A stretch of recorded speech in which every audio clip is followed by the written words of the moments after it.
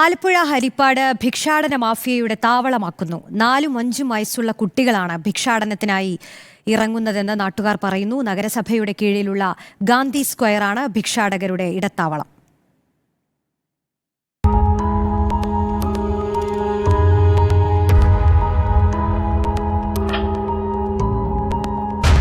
കൈക്കുഞ്ഞുമായി വന്ന് ഭിക്ഷയാചിക്കുന്ന സ്ത്രീകൾ ഹരിപ്പാട് നഗരത്തിലെ ഒരു സ്ഥിരം കാഴ്ചയാണ്.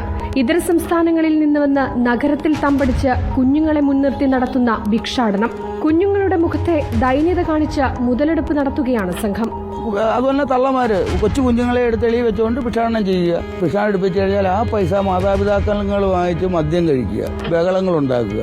ഇതാണ് ഇവിടെ സ്വയം പരിപാടി. ഒരുത്തൻ ഇങ്ങനെ വെള്ളം അടിച്ച് വാറിന്റെ വാതൊക്കെ കിടന്നവരെ പിടിച്ചു തള്ളി അവന്റെ കൈയൊക്കെ ഒടിഞ്ഞ് അവൻ പിടിച്ചേക്കുള്ളിലായിരുന്നു.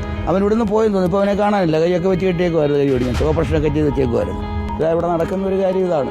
രാവിലെ അല്ലെങ്കിൽ വൈകുന്നേരം ഈ രണ്ട് സമയത്താണ് ഇവർ ഭിക്ഷാടനത്തിനായി എത്താറുള്ളതെന്നും പണം നൽകിയില്ലെങ്കിൽ മണിക്കൂറുകളോളം നിന്ന് കച്ചവടം മുടക്കുന്ന സാഹചര്യവും ഉണ്ടായിട്ടുണ്ടെന്നും നാട്ടുകാർ.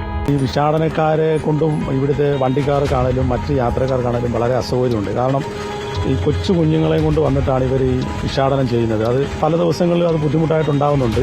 കാരണം ഇവർ വന്നിട്ട് വണ്ടിയിൽ വന്നിട്ട് പൈസ ചോദിച്ച് അഥവാ കൊടുത്തില്ലെങ്കിൽ വണ്ടിയിൽ കുപ്പിച്ചില്ല് കൊണ്ട് ഉരയ്ക്കുക, അങ്ങനെയൊക്കെ ഉണ്ട്. ഇന്നത്തെ കാലത്ത് ഒരു വണ്ടി മെയിൻ്റെനൻസ് ചെയ്ത് കൊണ്ടുവരണമെങ്കിൽ അത് വലിയ ചെലവാണ്. 4-5 സംഘമായി തിരിഞ്ഞാണ് ഇവർ ഭിക്ഷാടനം നടത്തുന്നത്. അതും കുട്ടികളെ മുൻനിർത്തി. വാഹനം ചീറിപ്പാഞ്ഞു പോകുന്ന റോഡിലൂടെ അശ്രദ്ധമായി നടക്കുന്ന കുട്ടികളെ പലപ്പോഴും നാട്ടുകാരാണ് വണ്ടിക്കടിയിൽ പെട്ടുപോകാതെ രക്ഷിച്ചെടുക്കാറുള്ളത്. പലപ്പോഴും തലനാരിഴയ്ക്കാണ് കുഞ്ഞുങ്ങൾ രക്ഷപ്പെടാറുള്ളത് പോലും. പലതവണ കുഞ്ഞുങ്ങളെ രക്ഷിച്ച് മാതാപിതാക്കളെ ഏൽപ്പിച്ചിട്ടും മാതാപിതാക്കൾ തന്നെയാണ് വീണ്ടും കുഞ്ഞുങ്ങളെ ഭിക്ഷയാചിക്കാൻ വിടുന്നത്.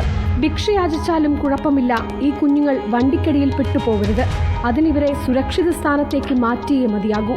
അതിനുള്ള നടപടിയാണ് ഇനി അധികാരികളുടെ ഭാഗത്തുനിന്ന് ഉണ്ടാകേണ്ടത്. കളിച്ചു നടക്കേണ്ട നിഷ്കളങ്ക ബാല്യമാണ് മറ്റുള്ളവർക്ക് മുന്നിൽ കൈനീട്ടി വളരുന്നത്. റിപ്പോർട്ടർ, ആലപ്പുഴ.